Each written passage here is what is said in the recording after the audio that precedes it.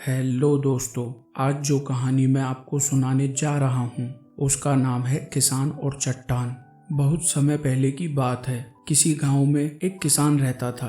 वह एक बड़े से खेत में खेती किया करता था। उस खेत में बीचों बीच पत्थर का एक हिस्सा जमीन से ऊपर निकला हुआ था, जिससे ठोकर खाकर वह कई बार गिर चुका था और ना जाने कितनी ही बार उससे टकराकर खेती के औजार भी टूट चुके थे। रोजाना की तरह आज भी वह सुबह सुबह खेती करने पहुंचा, पर जो सालों से होता आ रहा था एक दिन वही हुआ। एक बार फिर किसान का हल पत्थर से टकराकर टूट गया। किसान बिल्कुल क्रोधित हो उठा और उसने मन ही मन सोचा कि आज जो भी हो जाए वह इस चट्टान को जमीन से निकालकर इस खेत के बाहर फेंक देगा।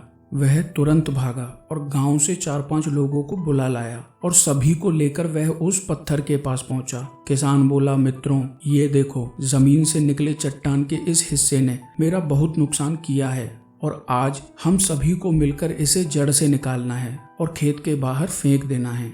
और ऐसा कहते ही वह फावड़े से पत्थर के ऊपर वार करने लगा। पर ये क्या, अभी उसने 1-2 बार ही मारा था कि पूरा का पूरा पत्थर जमीन से बाहर निकल आया।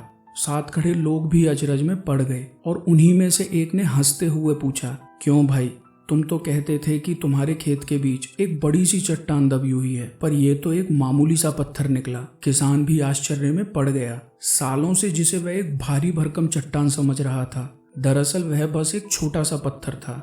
उसे पछतावा हुआ कि काश उसने पहले ही इसे निकालने का प्रयास किया होता, तो ना उसे इतना नुकसान उठाना पड़ता और ना ही दोस्तों के सामने उसका मजाक बनता।